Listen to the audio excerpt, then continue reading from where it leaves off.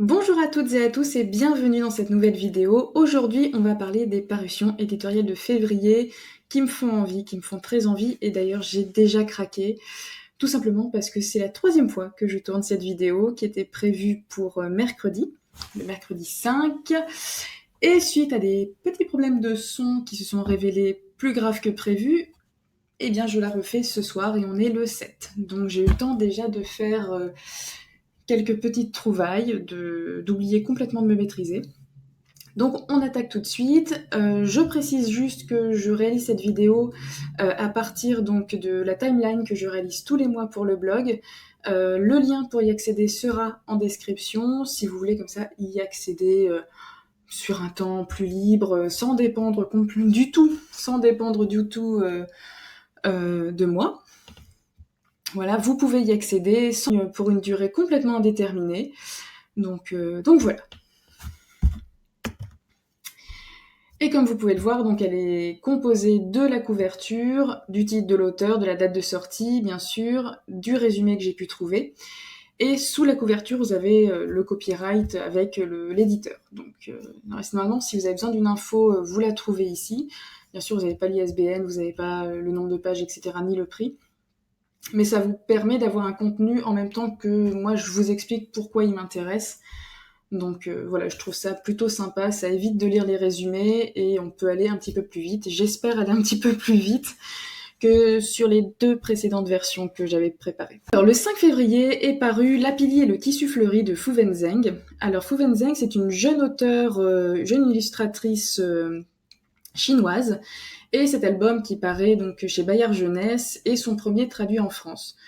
Donc on va suivre une petite pie qui a du tissu et faisant plaisir aux animaux qui sont autour d'elle, elle va leur faire des vêtements ou des accessoires, une écharpe par exemple, et elle va se rendre compte que son tissu se réduit jusqu'à peut-être ne plus en avoir. Et à ce moment-là, elle va réaliser que accumuler des choses, c'est bien, posséder des choses, c'est bien, mais faire plaisir à ses amis, c'est peut-être plus précieux au niveau aussi de la relation et de l'émotion qu'ils tissent ensemble. Étant donné qu'il est sorti le 5, j'ai eu l'occasion de le feuilleter et je vous confirme que les illustrations sont vraiment très très jolies, c'est tout en douceur, moi j'ai beaucoup aimé. Voilà, je le garde dans un coin de ma mémoire pour mon neveu le plus jeune. Éventuellement, ça peut être une jolie piste de cadeau. Voilà, pour un enfant autour, oui, entre 3 et 5 ans, c'est vraiment très mignon. Toujours le 5, paraîtra au format poche Le mot d'Abel de Véronique Petit chez Rajo. Il était sorti en 2018, il y a un prix Gulli en 2018, donc j'imagine que c'était cette année-là. Et il avait eu beaucoup, beaucoup de succès. L'idée, c'est que, arrivé à un certain âge, là a priori à 12 ans, les jeunes vont obtenir un mot qui va les décrire et qui va un petit peu les cantonner, les mettre dans une petite case pour le reste de leur vie. Ça va être un peu le mot qui va les définir et c'est la surprise. Hein. Donc non seulement Abel a peur du mot dont il va devenir le représentant, mais en plus, Clara, la fille qu'il aime, va avoir un mot qui va la rendre victime des autres camarades. Donc moi, je trouve l'idée vraiment intéressante. Et je suis assez curieuse, j'avais raté lors de sa sortie, et c'est pas faute de l'avoir remarqué, mais j'ai jamais fini par craquer, donc il y a des chances pour que ça arrive sous peu. Et donc oui, c'est pour la jeunesse, et c'est d'autant plus intéressant, je trouve, de voir comment va être traitée cette question-là. Le 5 avec Et parfois ils reviennent, qui est une anthologie illustrée par Maurizio Poirello, ça sort chez Sarbacane, et il s'agit en fait voilà, d'un ensemble de textes fantastiques, d'auteurs connus, d'autres moins connus, en tout cas moins connus en France ou en Europe de l'Ouest. Et moi j'aime beaucoup cette idée parce que déjà la couverture donne très très envie, on sent que l'illustrateur c'est pas un manchot, et aussi parce que c'est toujours l'occasion de découvrir des auteurs qu'on ne connaît pas du tout, et moi j'aime beaucoup ces idées d'anthologie, je trouve ça vraiment précieux. Et j'ai aussi eu l'occasion de le feuilleter cette semaine, et je vous confirme que les illustrations sont vraiment intéressantes. Elles collent pas toutes à l'ambiance de la couverture, enfin moi c'est l'impression que j'en ai eue, Et après, ça demande quand même à être mis entre les mains d'enfants assez grands, parce qu'on va avoir des illustrations sans ambiguïté, avec des squelettes, avec des morts vivants. Voilà, il y a quand même une ambiance assez effrayante dans certaines illustrations, donc 9-10 ans, je pense que c'est un bon âge de départ. Après, ça dépend de la sensibilité de l'enfant, ça dépend de sa maturité aussi, de son rapport à la fiction. Voilà, mais voilà. Je m'attendais peut-être à des illustrations un chouïa plus soft, mais après, c'est l'univers qui veut ça, et je l'ai trouvée quand même très très belle. J'ai pas eu le temps de commencer à lire les nouvelles, mais ça a confirmé mon envie et ma sélection. Le 5 encore et toujours chez Cambourakis paraîtra Sarah ou l'émancipation de Carl Jonas Love Almquist, et il s'agit du premier roman féministe suédois, et qui a fait à l'époque a priori grand scandale. Donc voilà, moi c'est pas une acquisition prioritaire, mais je tiens quand même à la remarquer et à la mettre dans ce document qui est aussi mon pense-bête, parce que j'ai pas de cerveau, en tout cas pas de mémoire. Et parce que je suis pas à l'abri de faire un petit mois sur le féminisme, sur l'histoire du féminisme, donc je pense que ça peut être une très jolie piste. Voilà.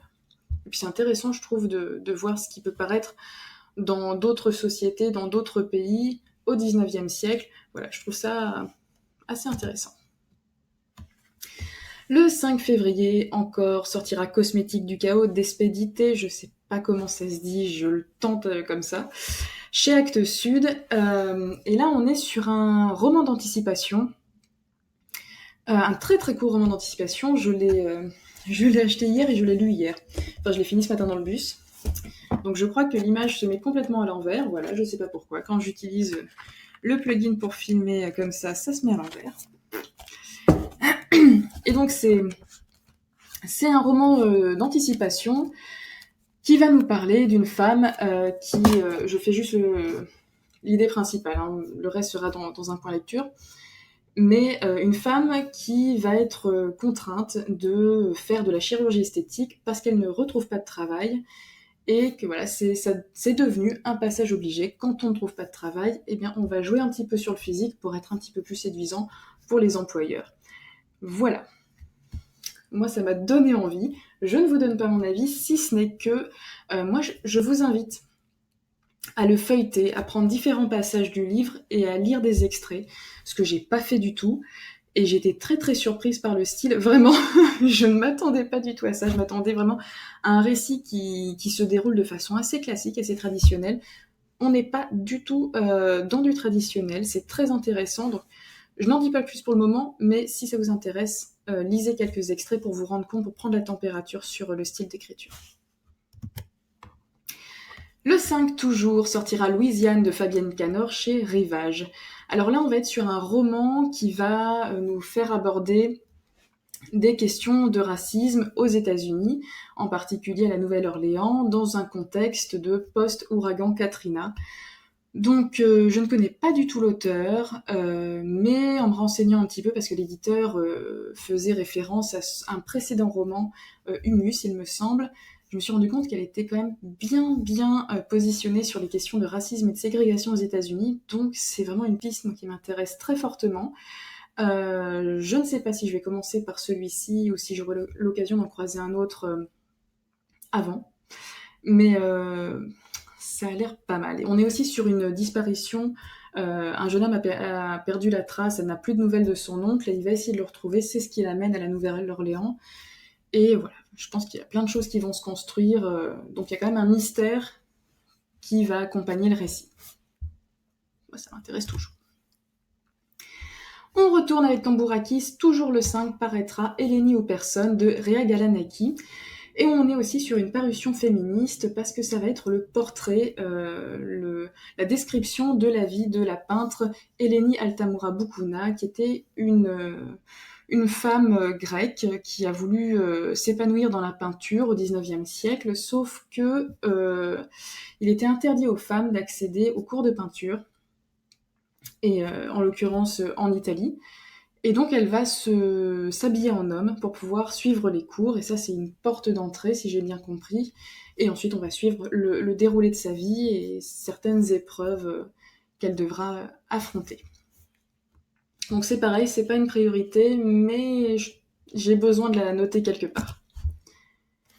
Le 5, et là on est sur une sortie poche chez Actes Sud, donc dans la collection Babel, Un océan, deux mers, trois continents de Wilfried Nsondé.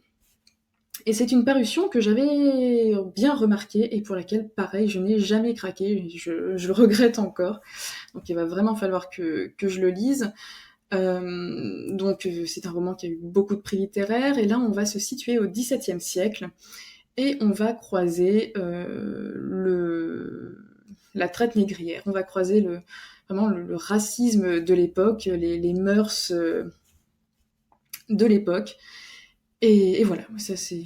J'ai pas besoin d'en dire plus. En tout cas, pour moi, j'ai pas besoin de plus pour m'engager sur ce terrain-là. Donc je pense pas l'acheter en poche parce que j'ai un petit peu de mal avec les formats poche. Et le grand format en occasion parce que je préfère toujours les grands formats. Mais c'est une sortie qui va, je pense, poursuivre son succès au format poche. Le 5 février, quelle grosse journée, sortira Le monstre de la mémoire de Yishai Sarid chez Actes Sud. Et avec ce roman dont je ne sais pas du tout quoi penser au jour d'aujourd'hui et sur lequel je n'ai pas craqué, je me suis maîtrisée, on va voyager dans des réflexions sur la transmission de la mémoire de la Shoah. Et a priori, c'est un roman qui ne laisse pas indifférent. Il y a des prises de position qui peuvent vraiment surprendre le lecteur. C'est vraiment la sensation que j'ai eue en lisant le résumé proposé par Actes Sud. Donc il me rend très curieuse. Je pense que je vais le programmer celui-ci pour mars ou avril, pas tout de suite. Là je suis dans une autre période de lecture, quoique j'ai acheté des livres sur la Shoah quand même. On ne se refait pas. Mais voilà, celui-ci, il me rend très curieuse, il m'intrigue, mais il y a encore une petite chose qui me retient pour me jeter dessus aujourd'hui. Le 5 février, toujours est sorti Le retour de Benjamin Dixon chez Actes Sud. Je ne l'ai pas croisé, mais pour moi c'est de la BD, c'est du roman graphique. Et on se situe à Bristol en 1945, et un jeune garçon attend que son père rentre de la guerre pour reprendre sa vie avec ses parents, sauf que rentrer de la guerre, c'est rentrer en ayant laissé un petit peu de soi sur le front. Et donc voilà, la reprise de la vie familiale va pas être aussi facile, aussi évidente que prévu. Donc voilà, moi je trouve ça assez touchant, rien que l'idée me plaît, me touche. Donc j'espère avoir l'occasion de le lire assez vite. Toujours le 5 est sorti L'Arbre de mon père, le deuxième tome d'Émilie Seitas chez Cambourakis. Pardon. Et donc là, on est dans une enquête généalogique. L'auteur va remonter l'histoire de sa famille pour comprendre les différentes diasporas qu'elle a connues entre l'Égypte, la Grèce et peut-être d'autres pays. Bah oui, elle parle de Londres, de Paris, de l'Australie. A priori, ça a l'air quand même d'être une histoire familiale qui est devenue une histoire monde. Donc je vais pas me jeter dessus. Honnêtement, juste avant de filmer la vidéo, j'ai été à ma petite librairie de quartier. Il y avait les 2 tomes. Et j'ai dû passer quand même pour quelqu'un d'un petit peu spécial. Un petit peu ouin-ouin, parce que je me suis vraiment battue avec moi-même pour pas les prendre. Et non, je reste forte, je ne l'achèterai pas ce mois-ci. Les 2. Je ne les achèterai pas. Par contre, ça m'a permis de vérifier les dessins à l'intérieur, les illustrations, et on est vraiment sur du roman graphique. Moi, c'est entre le roman graphique dans ce qu'il a de traditionnel, alors qu'il est déjà moins traditionnel que la BD pure et dure. Et en même temps, il y a des petits passages qui m'ont semblé être comme des carnets de voyage. Et c'est vraiment raccord avec la couverture, le style de la couverture. Donc si vous n'aimez pas la couverture, tentez quand même. Je soutiens Cambourakis. Mais si vous aimez la couverture, je pense que vous aimerez sans problème les illustrations à l'intérieur. Voilà, moi c'était une question que je me posais. La couverture, je la trouve tellement belle avec une petite touche d'enfance au crayonné comme ça. Je trouve les couleurs très très douces. Donc je voulais être sûre de ce que je pourrais trouver à l'intérieur et j'ai pas été déçue du tout. Donc voilà, quelque chose qui a l'air très très joli, très doux et en même temps, on se déplace pas toujours par plaisir. Donc il peut y avoir aussi des épreuves un petit peu moins douces à l'intérieur, mais ça a l'air d'être traité vraiment d'une très belle manière. Le 5 toujours sortira L'œil du STO de Nadar et Julien Frey chez Futuropolis. Et donc il va être question du service de travail obligatoire durant la Seconde Guerre mondiale et aussi d'une séparation entre un homme et une femme qui avaient d'autres projets que celui-là, et on peut les comprendre. Ce sera pas non plus une acquisition prioritaire, mais étant donné que je m'intéresse beaucoup à cette période de l'histoire, j'ai tenu à le mentionner. Puis Futuropolis, c'est quand même une maison très très fiable, donc voilà, on le mentionne et comme ça, on n'oublie pas. Le 5 sortira aux éditions Paquet, donc qui est une... Les éditions Paquet, donc qui sont liées à Steinkiss, aux éditions Steinkiss. Pareil, une très belle maison. Les 2 premiers tomes de Bashka, ou Baïka, je ne sais pas comment ça se dit, donc à savoir Le Dernier Jardin et La Maison Abandonnée, c'est ça, de Marcin Podolek, et il va être question d'une jeune fille et de son chien qui vont se promener sur une terre après une grande catastrophe, donc une terre très peu accueillante, et ils sont à la recherche de leurs parents. Enfin, elle c'est ses parents, lui c'est ses maîtres, mais vu que le chien parle a priori et qu'ils ont l'air très proches, on va simplifier en disant leurs parents. Et voilà, et je ne sais pas du tout à quoi m'attendre, mais ça a l'air très joli. C'est pas de l'ado ou du young adulte, c'est du graphique, mais c'en est pas. Pour moi, c'est plus pré-ado, ado. Voilà, un petit peu plus jeune. Mais après, les âges de lecture, ça veut tout dire et rien dire, parce qu'on peut lire de la jeunesse à n'importe quel âge, donc voilà. Donc ça a l'air assez sympa. Le 6 février sortira le premier tome d'Orochi de Kazuo Umezu chez Le Lézard Noir, très belle maison que je soutiens aussi. Et celui-ci, j'ai eu l'occasion de le feuilleter au travail, parce que la couverture est tellement belle que je ne pouvais pas prendre 30 secondes, une minute, pour le feuilleter rapidement et en puiser l'ambiance. Et on va être sur du manga un peu d'horreur. Voilà, moi je suis une petite nature, donc je vais dire de l'horreur. Pour d'autres, ce sera plus du suspense peut-être. Mais c'est un ensemble d'histoires liées à une jeune fille qui ne vieillit pas et qui a priori a des pouvoirs, et c'est assez sombre. On est vraiment sur une ambiance glauque. Donc voilà, je crois qu'on est sur du glauque. Et je me dis que ça peut être une belle piste pour un peu me changer de mes lectures habituelles. Et le 6 février est sorti Dévisager Terrence Stewart chez Gallimard Jeunesse, et quand j'ai croisé le résumé de ce livre, je n'ai pas empêché de penser au roman Un si petit oiseau de Marie Pavlenko, pour lequel j'avais eu un immense coup de cœur, parce que là on va suivre une adolescente, Ava, qui a tout perdu dans l'incendie de sa maison, ses parents, sa famille... sa maison évidemment, mais aussi elle a été gravement blessée et elle se retrouve dévisagée suite à l'accident. Et donc ça va être, je pense, le chemin de sa reconstruction, les personnes qu'elle va rencontrer qui vont lui redonner confiance, etc. Et vraiment, j'ai trouvé une sorte de parallèle avec Un si petit oiseau, et vu le coup de cœur que j'avais eu pour ce roman, et bien celui-ci me rend assez curieuse. Je l'ai croisé et j'ai pas craqué. Je suis très très fière de moi. Je peux pas craquer sur tout parce que sinon j'aurais plus qu'à manger mes mains. Donc voilà, affaire à suivre. Toujours le 6, c'est sorti Le Garçon du sous-sol de Catherine Marsh chez Robert Laffont Jeunesse. Et là, on va être sur la rencontre entre deux adolescents, Max et Ahmed. Max, lui, est un jeune garçon qui est arrivé à Bruxelles, qui a quitté les États-Unis à contre-cœur, et Ahmed, lui, est un enfant qui a fui la Syrie et qui n'a qu'une peur, c'est d'être renvoyé là-bas. Et donc, ils vont faire connaissance, et a priori, va y avoir un principe d'entraide entre les deux enfants pour que Ahmed ne retourne pas en Syrie.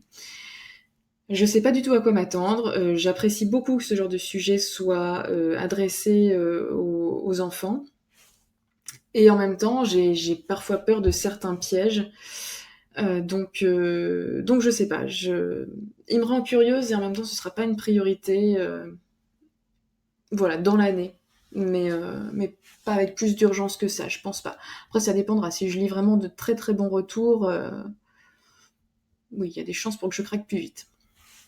Et ce que je trouve très intéressant, c'est que le récit est positionné après les attentats de 2015, où effectivement on a pu que constater, moi j'étais outrée, mais je pense pas être la seule, mais ça n'empêche pas qu'on a pu que constater la montée d'une xénophobie assez forte. Donc je trouve ça assez intéressant que ce soit positionné après, dans ce contexte-là. Là, pour le coup, je peux que dire oui. Le 6 est sorti Soukounian de David Chariandi. J'essaie de remettre mes lunettes, mais non, je n'ai pas mes lunettes.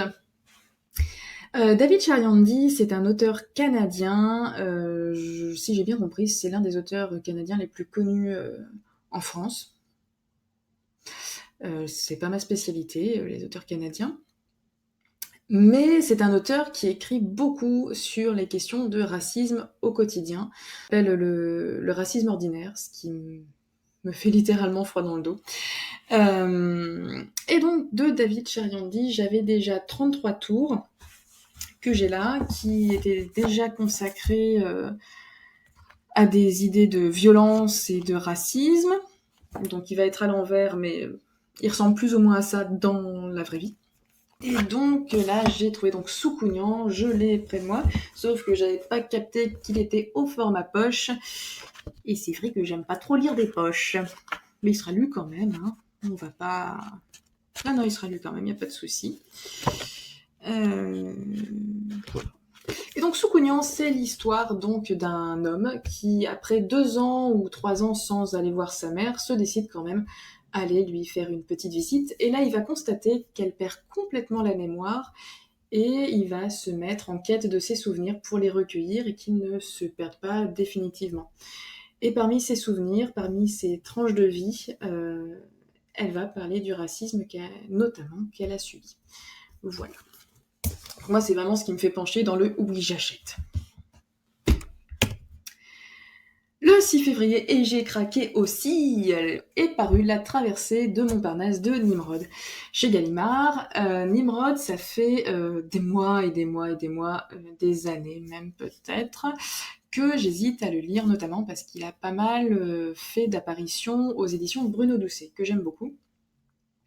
Et je sais pas pourquoi, j'ai pas arrêté de repousser. Il me faut aussi un petit peu plus de temps pour aller vers de la poésie plutôt que vers du roman.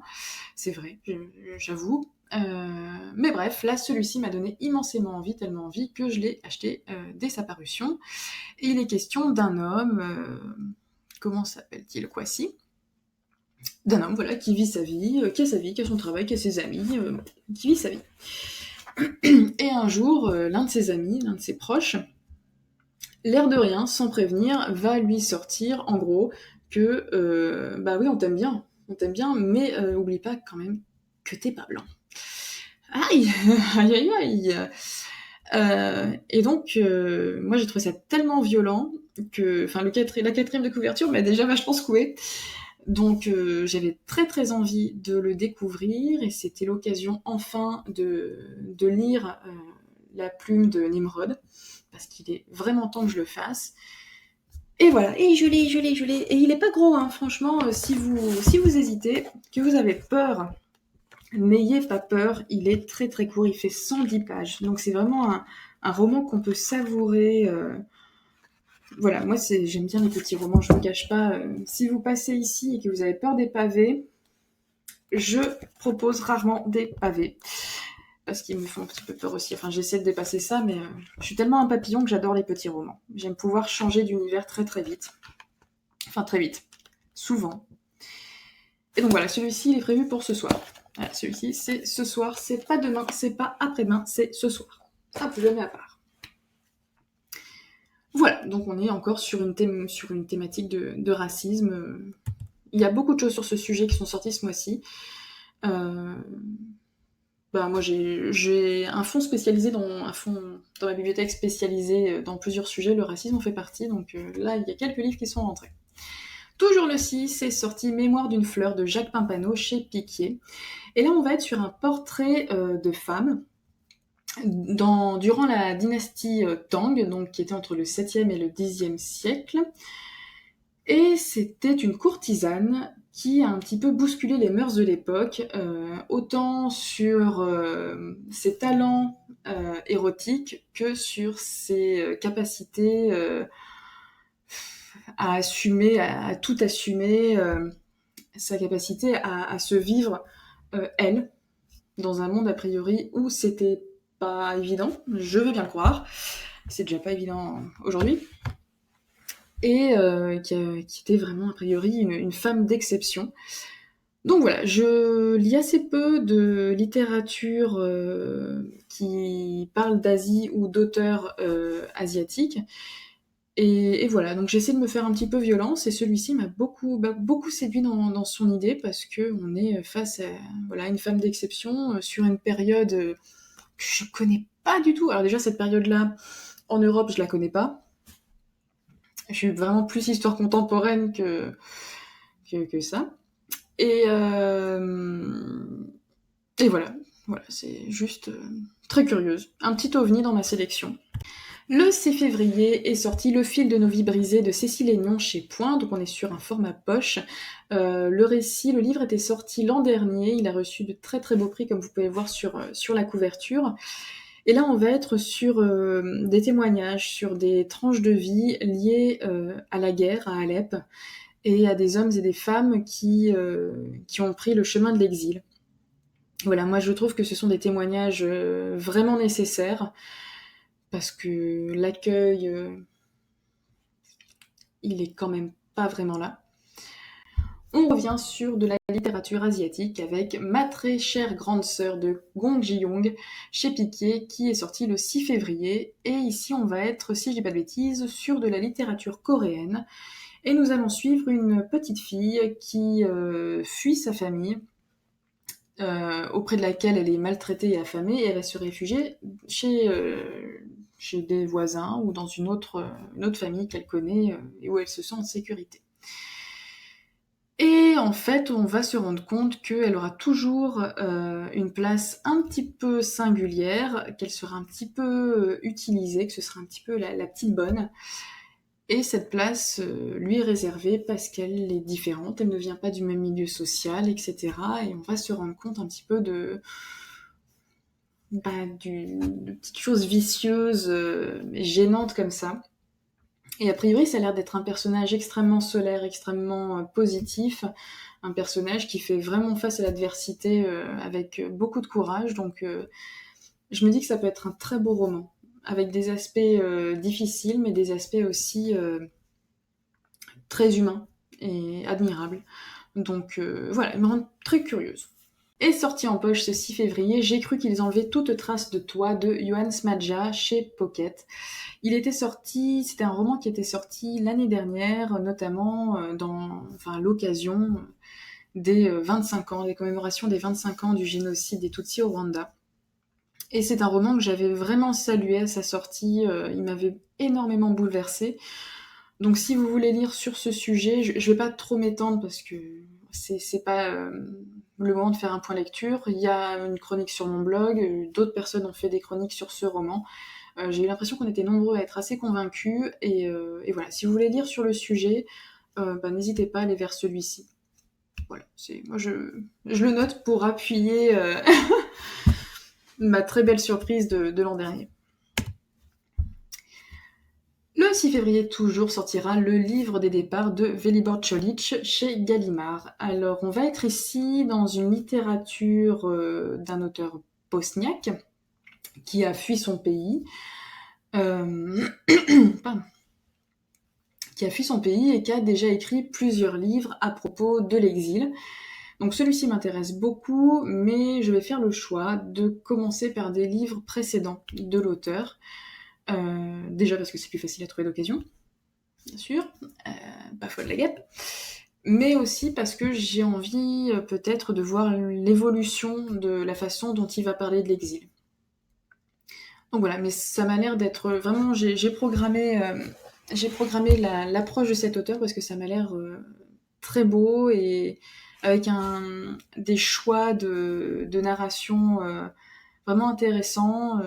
J'ai l'impression qu'il manie pas mal l'ironie. Donc, ouais, on y va. Et puis la littérature bosniaque, entre nous, j'ai pas l'impression qu'il y en ait beaucoup. Le 6 février est sorti Éparse de Georges Didier Huberman. Hihihihi, il est là. Il est là. Viens mon Georges. Enfin, je dis mon Georges, mais j'en ai encore jamais lu, du Georges Didier Huberman, pardon. Et donc ici, on va être sur les documents qui ont été sauvés puis retrouvés du ghetto de Varsovie. Et vraiment, une des questions que je me posais, c'était de savoir s'il y avait des photos de ces documents. Il y en a. Alors, c'est en noir et blanc, mais on va avoir... C'est à l'envers, hein, mais ça vous donne une idée. Voilà. On a des photos des documents qui ont été retrouvés. Et ça va revenir sur tout ce processus durant la vie du ghetto. C'est bizarre de dire la vie du ghetto. La survie du ghetto. Lorsque le groupe Honnête Jabès a décidé de rassembler un maximum de témoignages, quelle que soit leur forme, pour ensuite les faire survivre au ghetto, faire en sorte que les gens sachent, que les voix ne s'atteignent pas pour l'éternité et que les témoignages survivent aux personnes. Et donc une partie de ces témoignages ont été retrouvés, et je pense que ça va vraiment être abordé avec beaucoup de délicatesse et presque même parfois de la poésie. Notamment parce que, en le feuilletant, je me suis rendu compte que chaque chapitre commence par Éparse, qui est carrément à l'envers, toujours. Éparse les bribes de mémoire matérielles ou psychiques qu'une même histoire peut nous laisser en partage. Ah, je en cherche un autre. Éparse les tentatives pour alerter du danger qui court, éparse fatalement, car il leur est difficile de se frayer un chemin entre les mensonges des persécuteurs et la crédulité des persécutés. Et j'ai l'impression que ça fait vraiment une répétition extrêmement poétique et très très dure aussi. Et j'ai vraiment hâte de le découvrir. Celui-là, ça va être quelque chose, je pense. Hein. Vraiment quelque chose. Et non, pas ce soir. Ce soir, je suis avec Nimrod. Voilà, et c'est aux éditions de Minuit. Le 6 février, on a retrouvé une nouvelle fois David Chariandi. Donc il y avait une sortie poche de cet auteur et une sortie grand format aussi, sur laquelle j'ai craqué. Évidemment, ça parle de racisme. Et donc, c'est Il est temps que je te dise, lettre à ma fille sur le racisme, toujours aux éditions Zoé. Pardon. Et donc là, on est sur un tout petit livre aussi. Il fait combien ?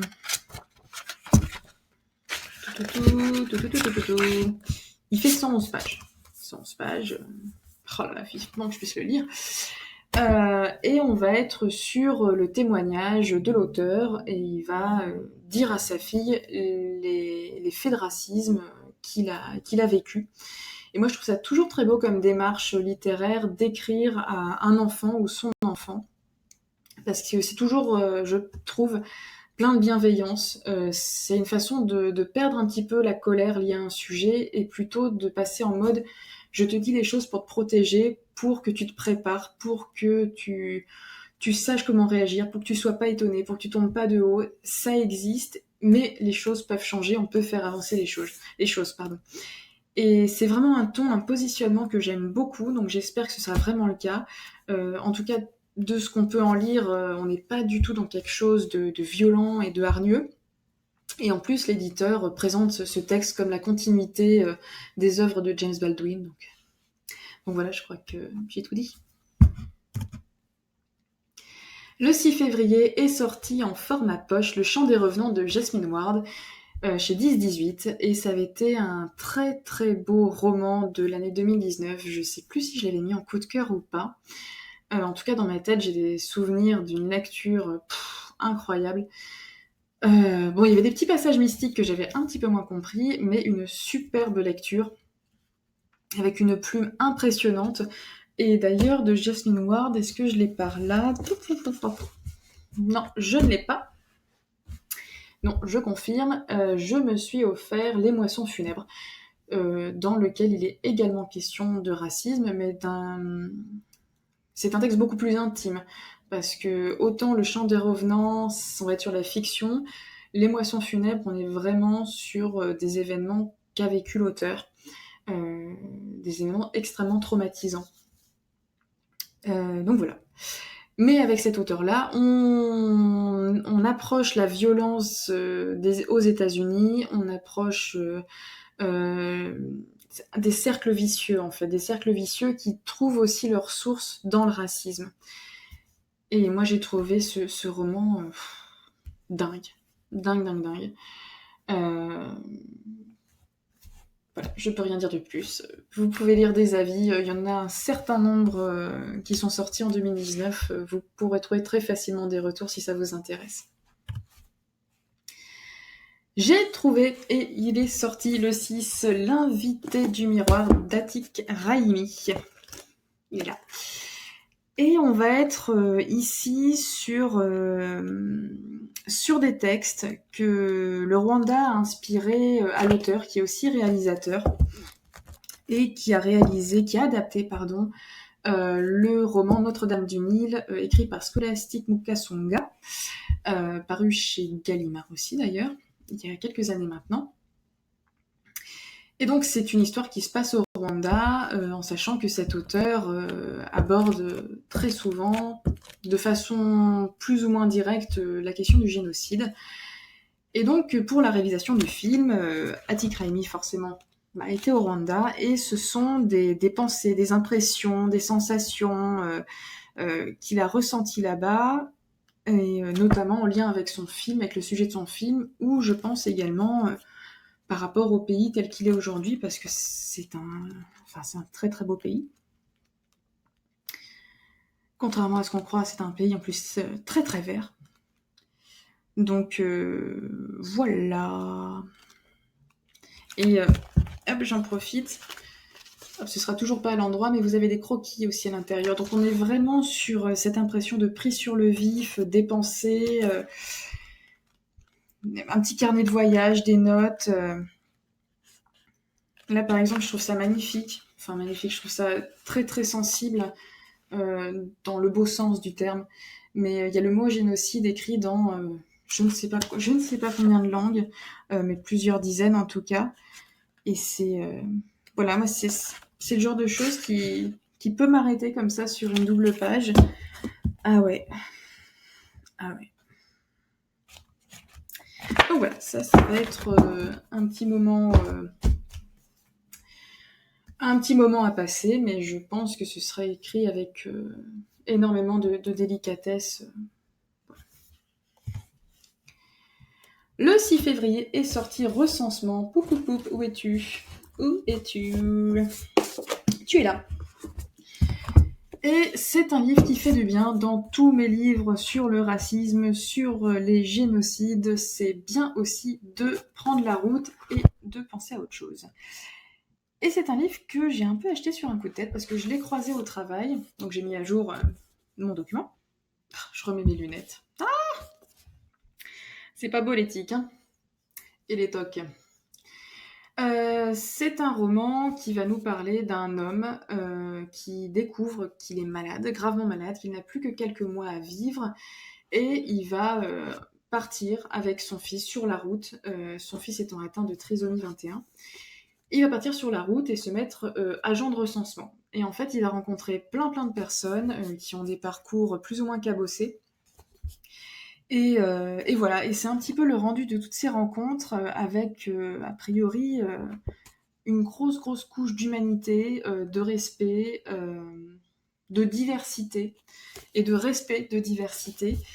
Et ça a l'air magnifique. voilà, je me suis dit que moi j'adore les road trips, faut le savoir, c'est mon genre, en tout cas cinématographique préféré. J'adore les road trips. Fait, mais j'allais être un peu vulgaire, donc je vais pas le dire. Voilà, donc un petit ovni, recensement de Jess Ball, Jessie Ball, je sais pas comment on le dit correctement. Ça a l'air très très très beau. Donc celui-ci, je vais le caser entre deux romans un peu lourds, je pense. Ça va être ma petite prise d'air, comme les chiens, la tête par la fenêtre. Ça va être parfait. Parfait, parfait. Touc.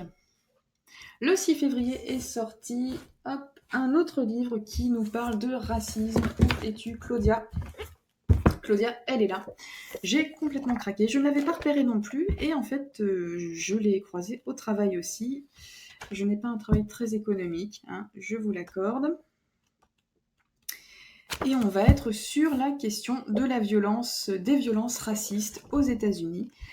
Alors, ça a l'air d'être des bribes de pensée. Parfois, ça ressemble un petit peu à de la poésie. Ça a l'air très, très particulier, mais magnifique. Un petit peu... je pense que ça se lit un petit peu comme I am Not Your Negro, le livre qu'avait fait Raoul Peck à partir de textes de James Baldwin, qui pareil, c'était plein d'extraits, de bribes de pensée, c'était sublime, enfin il m'a fait pleurer ce livre, c'était impressionnant, et le documentaire n'en parlons pas. Donc moi je pense que je vais l'aborder un petit peu de la même manière, sans compter en plus qu'il y a des œuvres dedans. Voilà, des œuvres, je pense que l'auteur va expliciter un petit peu plus, parce que moi en termes d'art contemporain, voilà, bref, il faut que je coupe parce que sinon je vais le lire tout de suite. Mais non, aujourd'hui c'est Nimrod. Ça va être la phrase de la vidéo. Donc voilà, une très très belle parution. On est chez les éditions de l'Olivier, donc pareil, une maison que j'admire beaucoup. Voilà, et puis même en termes de qualité, j'ai envie de le toucher tellement il est beau. Heureusement que je vais passer tout le temps. Hop. Le 6 février est paru, et ça aussi je l'avais raté, je suis tombée dessus tout à l'heure chez mon libraire, comme quoi. C'est toujours bien d'aller chez son libraire. Est paru, Blue Pearl de Paula Jacques chez Gallimard Jeunesse, et en fait on va être toujours sur la question du racisme, mais là pas le racisme d'aujourd'hui, qui découle du racisme en question, à savoir l'esclavage. Et ici on est aux États-Unis, si je dis pas de bêtises, oui, dans l'état de Virginie, donc voilà, esclavage, ségrégation, etc. Et ça va être l'histoire d'une jeune fille, l'histoire de sa famille, qui va remonter quand elle va trouver une poupée. Voilà, sa poupée. Et je trouve... la couverture, je sais pas si elle est belle ou angoissante. Je crois qu'il y a un petit peu des deux, que c'est un peu fait exprès. Mais honnêtement, celui-ci, il était impossible que je ne le vois pas dans la librairie. Enfin, je pense que personne ne peut le rater, parce que la couverture, elle te fait quand même un effet... Le 7 février, aujourd'hui, est sorti le dernier numéro de Mutafukaz Lobaloka. Je me suis retenue encore d'écorcher le nom de cette série. Il est là. Donc ça, ce sera ce soir aussi, hein, me concernant. C'est une trentaine de pages, hein, donc ça se lit vite, même si j'essaie de le lire le plus lentement possible, parce que je veux pas les quitter. Voilà, donc je suis impatiente. Si vous n'avez pas vu ma vidéo précédente, et je comprends parce qu'elle est un peu longue, c'est un gros coup de cœur. Ce comics, c'est un coup de cœur absolu. C'est mon coup de cœur 2020 pour le moment. Même si les premiers volumes sont sortis en 2019, je les ai lus qu'en janvier. Vraiment, oh là là là là là là là. Je suis super contente. Aujourd'hui est également sorti Le Taureau par les cornes de Morvandio chez l'Association. Alors ici, on va être sur un récit de vie, vraiment la vie de l'écrivain, de l'auteur. Et il va être question d'une année très difficile, l'année 2005, durant laquelle la maman de l'auteur va être diagnostiquée comme souffrant de démence précoce, et l'année également où il va découvrir que son enfant est atteint de trisomie. Et donc ça va être l'histoire d'un deuil, le deuil d'une vie qu'il a connue, et aussi le deuil des espoirs qu'il fondait dans son avenir. Donc tout ce qu'il a connu en fait, ou tout ce qu'il espérait, ça se réalisera jamais, ou en tout cas ce sera toujours différent de ce qu'il projetait. Je trouve le sujet magnifique. Ça, c'est très simple. C'est le livre Je pleure du début à la fin, c'est sûr. Après, moi, ce qui me retient un petit peu, c'est que les dessins ne me touchent pas énormément. Je suis allée le feuilleter tout à l'heure et j'ai tenu vraiment à vérifier les dessins. Et d'ailleurs, je crois qu'il est sorti en une autre couleur. Non, peut-être pas. Peut-être que c'est moi qui l'ai pris avec les couleurs. Et ouais, les dessins, j'ai un petit peu de mal. Voilà, je trouve ça un peu nerveux, un peu trop nerveux. Je sais pas, c'est pas un dessin qui me touche, mais j'ai quand même envie de le lire. Donc là, je suis dans une sorte de combat intérieur. On verra qui gagne et qui est mis KO, tout simplement. Mais le sujet est vraiment magnifique. Vraiment, waouh. Ouf, on fait un saut dans le temps et on arrive au 12 février avec 10 petites chances de Janice Erlbaum chez Milan. Et là, il va être question aussi d'un roman d'initiation en suivant une jeune fille qui a pas mal de contrariétés. C'est une adolescente et elle a les contrariétés de son âge. Mais aussi et surtout, elle a perdu sa tante qu'elle adorait. Et donc, on va suivre un personnage face au deuil, face aussi au fait de grandir, face à plusieurs choses. Et j'aime beaucoup ces idées de roman d'initiation. Je trouve que c'est vraiment précieux pour les ados parce que ça peut vraiment devenir des livres doudous, des livres sur lesquels se reposer, des livres à partir desquels vraiment tirer euh, comment dire, des leçons entre guillemets à partir d'autres histoires, même si elles sont fictives. Trouver du réconfort, apprendre à comprendre les autres, notamment les adultes, parce enfin, l'adolescence, c'est le monde de l'injustice, hein, vraiment, rien n'est juste, c'est horrible. Donc voilà, moi j'adore les idées le principe de ces livres tout simplement, et je le lirai à l'occasion si je le croise et que j'ai encore de quoi m'acheter des pâtes après, j'irai. Le 12 février également sortira Al-Najdi le marin de Taleb Al-Refai, chez Actes Sud, dans la collection Sinbad. Pourquoi j'ai choisi ce livre? Parce qu'il est complètement différent de tous les autres.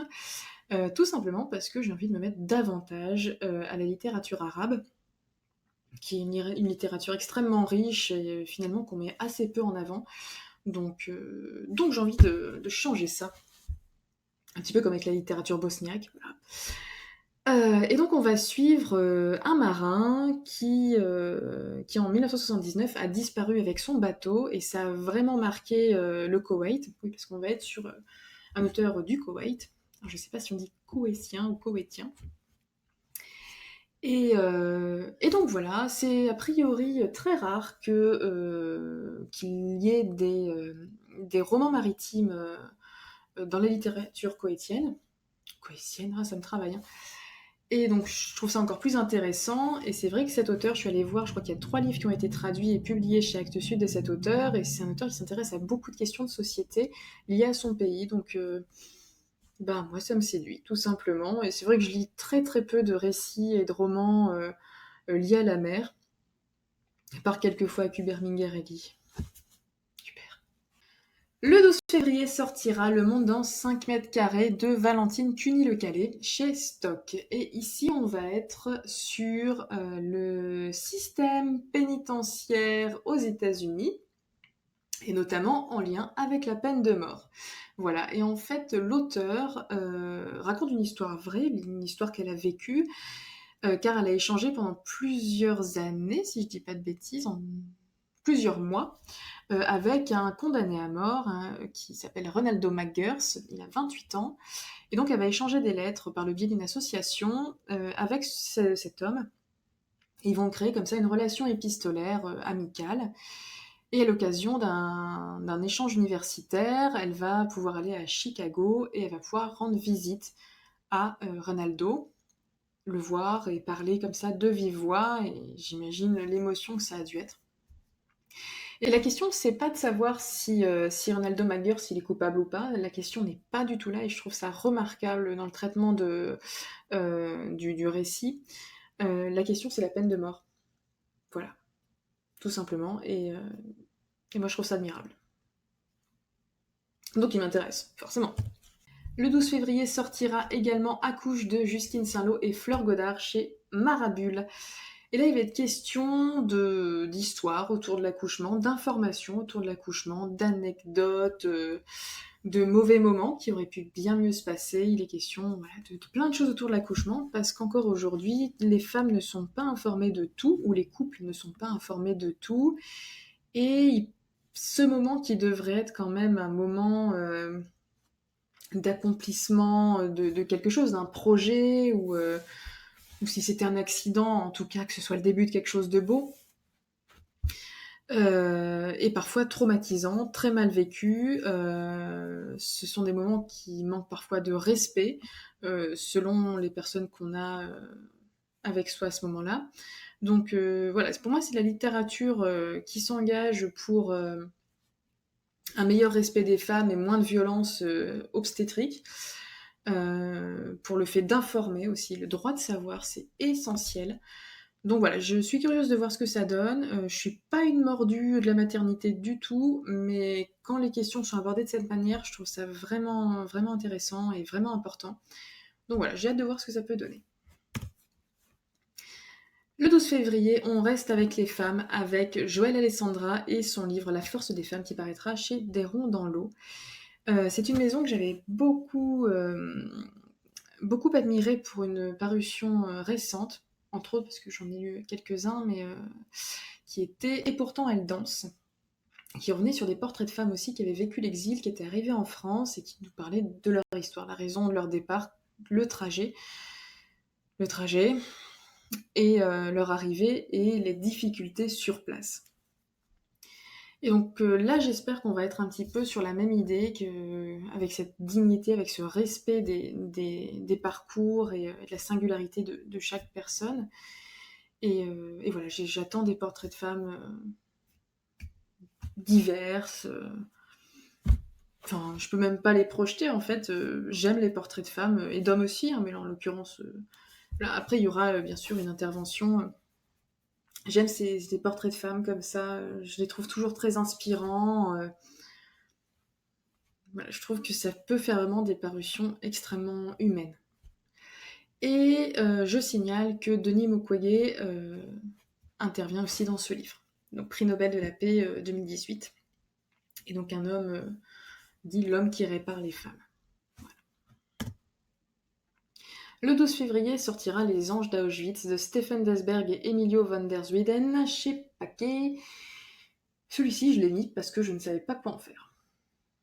C'est-à-dire que je vais aller le feuilleter en librairie pour me rendre compte un petit peu, mais je ne sais pas quoi en penser. Donc je l'ai mis en tant que pense-bête, tout simplement. Si vous le lisez à l'occasion, si vous voulez faire un retour, me dire ce que vous en avez pensé, n'hésitez pas. Moi, c'est vrai que parfois, les présentations comme ça peuvent me rendre un petit peu frileuse, parce que le sujet n'est pas toujours très bien traité. Bon, là, on sait que Steinkiss n'est pas loin derrière, donc bon, ça me rassure un petit peu, mais je sais pas pourquoi, cette parution-là, je vais vérifier avant d'aller plus loin. Le 13 février sortira le tome 7 de My Home Hero de Masashi Azaki et Naoki Yamakawa chez Kurokawa. Donc c'est une série que j'ai arrêtée au tome 4, je crois, et pas du tout parce qu'elle m'intéressait pas ou qu'elle me plaisait plus, tout simplement parce que je suis super nulle pour suivre des séries manga. Voilà, tout simplement. Et donc là, on va être dans la mafia, dans un meurtre à l'origine défensif, mais malheureusement, quand tu tues quelqu'un de la mafia, elle laisse pas tomber. Donc voilà, on est vraiment dans quelque chose du suspense, du thriller. Moi, j'avais beaucoup accroché, il faudrait que je rattrape. En tout cas, si vous n'avez pas commencé, allez-y, vous avez 7 tomes là. 7 tomes, vous avez de quoi faire. Le 13 février sortira Wilder Girls de Rory Power. Et là, on va être vraiment sur du young adulte avec un internat de jeunes filles, un virus qui va se répandre en épidémie, qui va tuer une bonne partie des enseignants. Et voilà, qu'est-ce qu'on fait? Et a priori, ça va être de l'entraide, faire face, survivre Je suis très curieuse et la couverture me fait complètement craquer. Elle est très très belle. Voilà. Mais la couverture, au fond, elle peut être belle, le contenu peut être nul aussi. Il n'y a pas de souci, mais c'est vrai que ça attire l'œil tout de suite. Voilà. Donc voilà. Le 13 février également sortira Tout commence par la baleine de Christina Sandu. Et ça va être l'histoire d'Alba, une Finlandaise, qui va apprendre le décès de son grand-père, qui lui vivait à la frontière serbe. Et donc pour son enterrement, elle va retourner en Roumanie, si je dis pas de bêtises, parce qu'il est question de Ceausescu, donc pour moi c'est la Roumanie. Et différentes personnes de sa famille vont se rendre aussi dans la maison du grand-père. Chacun a eu des chemins de migration différents. Et ça va être l'histoire familiale qui va ressurgir, les légendes, le folklore, voilà, le traumatisme aussi de la dictature de Ceausescu. Donc voilà, ça m'a l'air assez intéressant. La seule critique, et c'est très très idiot, c'est rien. Mais la seule critique que je peux dire dès à présent, c'est mais qu'est-ce que c'est que cette couverture? Je trouve que la couverture dessert complètement le propos. Ou alors je m'attends à un ton de la part de l'auteur qui ne sera pas du tout celui que j'imagine, qui ne sera pas du tout le bon. Voilà. Est-ce que la couverture est raccord avec le texte et auquel cas le ton n'est pas celui auquel je m'attends? Voilà, je sais pas. Mais c'est vrai que moi j'étais à deux doigts de passer à côté alors que le sujet colle complètement à mes centres d'intérêt, donc là j'ai pas compris le choix. Je sais pas. À voir. Il me rend curieuse. Le 14 février sortira Mendelssohn et sur le toit de Jerry Whale.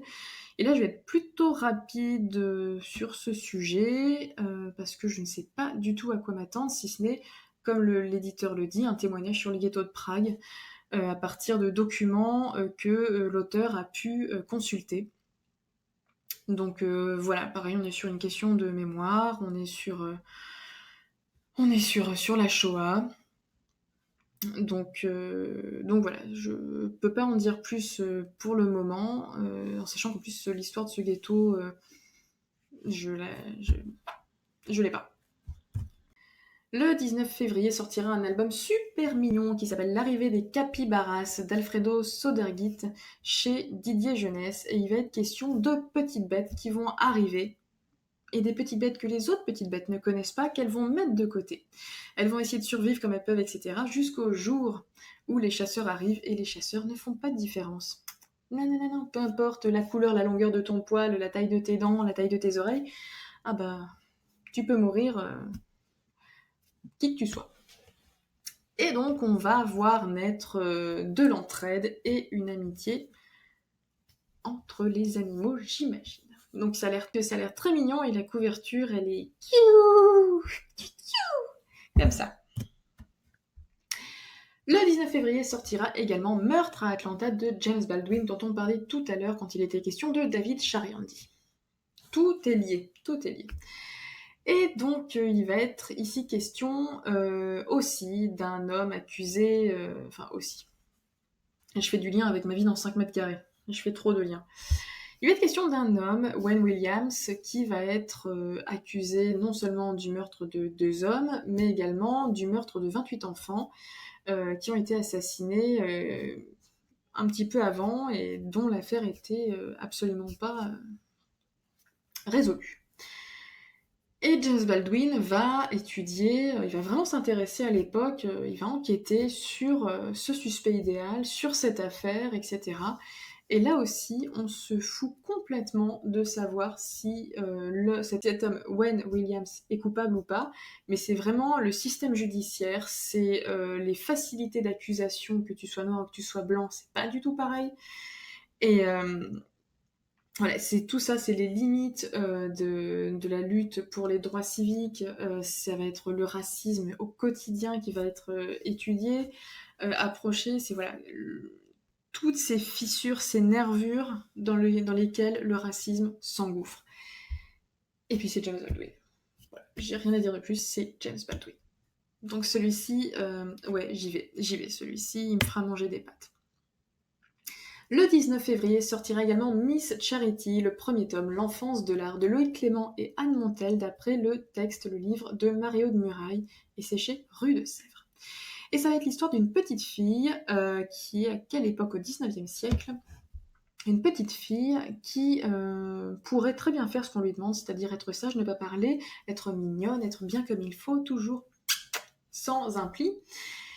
Mais elle, ce qui l'intéresse, c'est d'étudier les animaux, c'est de dessiner, c'est de dresser un lapin, c'est de regarder des champignons au microscope, c'est de lire, c'est d'apprendre Shakespeare, elle a besoin de vivre. Et en fait, ça va être l'enfance de l'une des plus grandes illustratrices pour la jeunesse, que je ne connais pas, donc je vais sûrement la connaître d'ici peu. Donc voilà, c'est Miss Charity et c'est chez Rue de Sèvres. Le 20 février sortira The Killer Inside, le premier tome d'Hajime Inoue et Shota Ito, vous remarquerez mon incroyable accent japonais, chez Kiun. Et là, il va être question de tueur en série. Le jeune homme, Eiji, a un père qui est décédé, je crois, ou il est mort, qui a été un très gros tueur en série.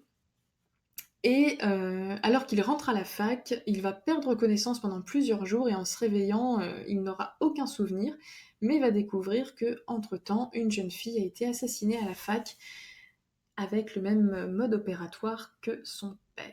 Donc on va être sur du serial killer, je suis très curieuse. Généralement j'aime bien ce que fait la maison Kiun, donc je crois que je vais y aller sur celui-ci. Ça va me changer un petit peu. Le 20 février sortira Pour une poignée de ciel, le poème au nom des femmes d'Ali, une anthologie établie par Gilliane Cardet. Les femmes d'Ali, pour bien comprendre, parce que moi il a fallu que je comprenne, on parlait d'intouchables, comme on dit en Inde. Donc c'est vraiment une caste inférieure, inférieure, inférieure, inférieure. Et j'ai le sentiment que ça va être magnifique, parce que rien que l'extrait de poème qui est écrit, oh là là là là, ça a l'air d'être... je sens que ça va un peu secouer ma carcasse. Et voilà, et c'est Bruno Doucet, donc on y va, on y va, on y va. Le 20 février sortira Le sang des pierres de Lucille Ricbush chez Le Cartanier, qui est une maison que je ne connais pas du tout et qui m'a vraiment attirée par la sobriété de cette couverture. Je sais pas, j'étais complètement passée à côté jusqu'à présent. Si vous connaissez, n'hésitez pas à me donner les titres qui vous ont vraiment marqué. Et ici, on est avec Jeanne qui, après la séparation avec son compagnon, se met à saigner, et elle va se trouver à le rappeler pour qu'il vienne l'emmener à l'hôpital et qu'il s'occupe de ses enfants pendant qu'elle est à l'hôpital. Et pendant plusieurs semaines, pendant 6 semaines, il va revenir dans sa vie et subir des violences à la fois obstétriques et gynécologiques, mais aussi la violence psychologique de cet homme. Et ce livre, c'est en fait la lettre qu'elle va lui adresser après. Donc je pense qu'on va être sur quelque chose d'assez costaud. Et en même temps, le sujet m'intéresse, il faut parler de certaines choses, on en parle en ce moment, il faut vraiment pas arrêter, il faut continuer, on continue, on continue.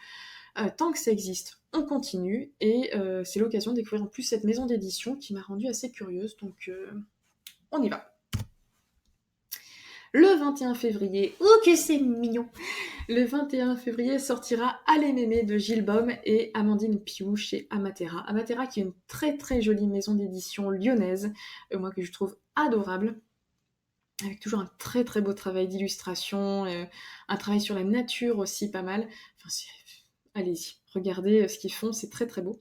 Et il est ici question d'un petit cochon dont la mémé n'est pas commode du tout, et un jour elle va lui enlever les roulettes de son vélo, et quand il va réussir à faire du vélo comme un grand, il va la voir émue aux larmes, et là, il va comprendre.